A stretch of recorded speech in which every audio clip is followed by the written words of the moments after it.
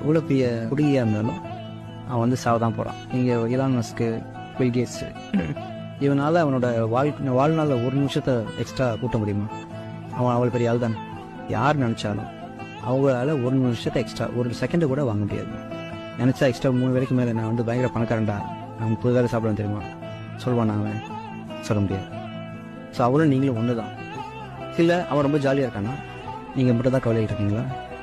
அவன்கிட்ட காசு இருக்குது, பவர் இருக்குது, அதனால் பயங்கரமாக கெத்தாக ஜாலியாக இருக்கான்னா அவனுக்கு 1000 பிரச்சனை இருக்குது. கூட இருக்கவனே நல்லவனா கெட்டவனா அவன் தெரியாது.